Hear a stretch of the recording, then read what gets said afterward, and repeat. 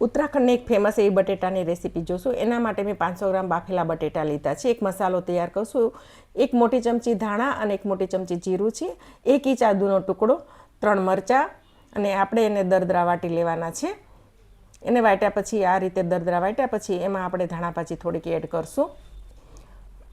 ધાણાભાજી add કર્યા પછી એમાં બીજા મસાલા એડ કરશું. બધું 1 મોટી ચમચી મરચું, જીરું અને 1 નાની ચમચી સબ્જી મસાલો છે.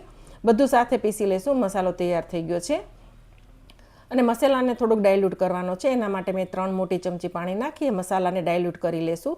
તો આ એનો એક સ્પેશિયલ મસાલો તૈયાર થઈ ગયો છે. હવે એક લોયામાં મેં 2 ચમચી તેલ મૂક્યું છે. તેલને થાય એટલે એમાં રાઈ, જીરું, હિંગ, સૂકા મરચાં, હળદર આ બધું નાખી અને એક વખત હલાવી લેશું અને ભીનો કરાયેલો મસાલોમાંથી લગભગ મોટી 4 ચમચી એડ કરશું અને એને તેલ છૂટું પડે ત્યાં સુધી આપણે સોતરી લેવાનું છું. આ બટેટાનું શાક ખૂબ જ સ્વાદિષ્ટ બને છે. રેગ્યુલર કરતાં અલગ રીતે બને છે અને થોડીવાર પછી એમાં મીઠું નાખી દઈશું.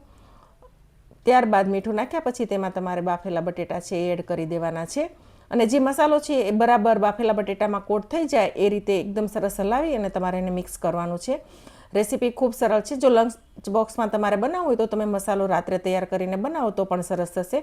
ઉપર ધાણા ભાજી નાખી ગાર્નિંગ કરીશું તો ભાડી આલુ ગુટકાની રેસીપી તૈયાર.